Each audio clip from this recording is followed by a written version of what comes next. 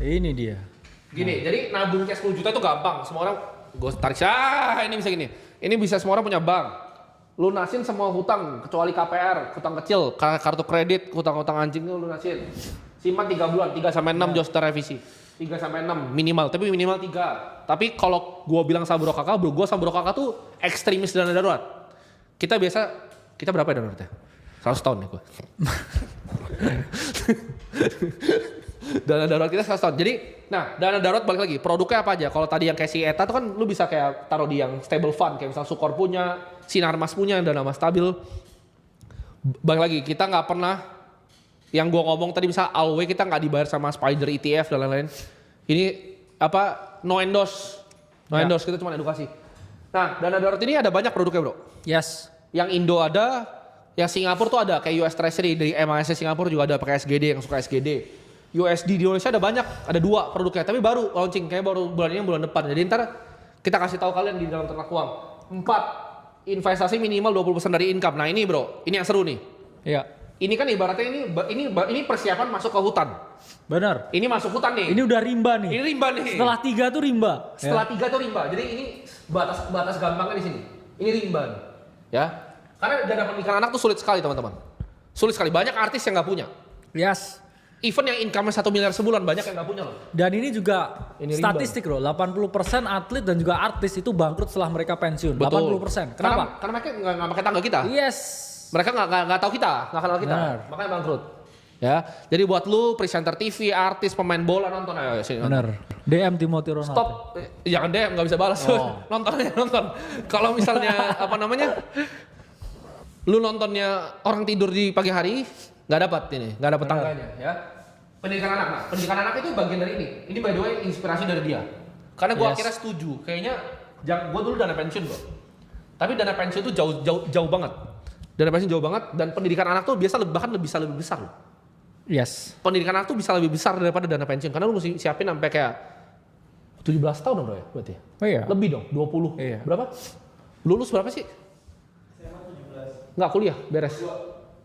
22. Bener. Soalnya nggak kuliah. Soalnya nggak kuliah gue. Bener. Atau child free biasanya. Iya.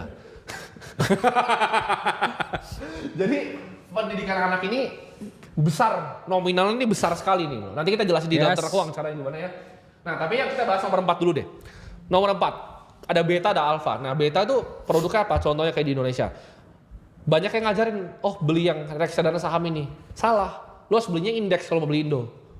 Ya, indeks itu ada beberapa. Ada indeksnya Serika Hati, itu yang lebih ESG. Ada Pevindo iGrade, nah itu dua-duanya ada ETF-nya. Indo tuh juga ada ETF bro. Ya. Dan ada reksadana indeks namanya. Nah itu lu bisa pakai tuh reksadana indeks.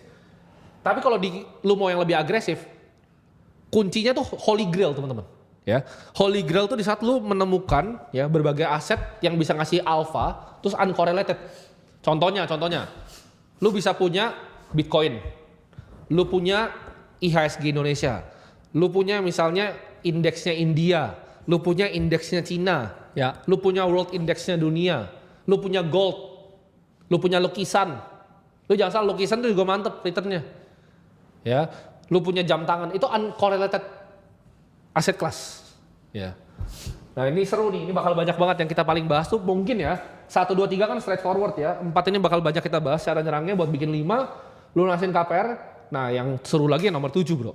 Yes. Dan gue tahu persis kalau member yang di Akademi Kripto banyak yang di level 7. Karena teman-teman gue itu banyak yang dari 7. Jadi bikin sama jaga, wah itu entirely different ball game tuh.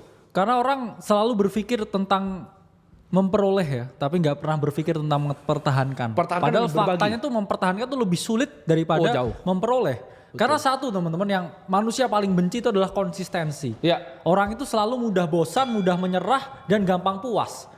Apalagi kalau kalian udah di titik yang atas nih. Biasanya ya kalian untuk ya mempertahankan ya yang namanya ya kita ngomong ya kekayaan itu tuh harus sangat membosankan bro gamenya. Mungkin untuk memperoleh kekayaan, gamenya itu sangat menyenangkan. Ya. Tapi untuk mempertahankan kekayaan tuh gamenya sangat membosankan. Karena setiap hari kamu tuh harus tetap konsisten, put the effort, lakukan 100% sesuatu yang sama terus-menerus dari hari ke hari. Ya. Itu yang bikin orang bosan. Betul. Hingga akhirnya mereka nggak jadi kaya lagi karena mereka merasa puas. Nah, itulah kenapa ya Ray Dalio juga ngomong di bukunya ya. ya why nations fail. Betul. Yaitu adalah ketika suatu negara itu merasa mereka udah cukup, mereka akhirnya akan bersantai dan akan ada negara lain yang bisa mengganti ya dengan biaya produksi yang jauh lebih murah hingga akhirnya negara tersebut bisa kalah. Betul. Jadi kita harus paham, bro. Nanti kita bisa ajarin nih, di sini kan mungkin masih bisa konsentrasi nih, bro. Yes. Tadi si Rizky kan dia barbel tuh.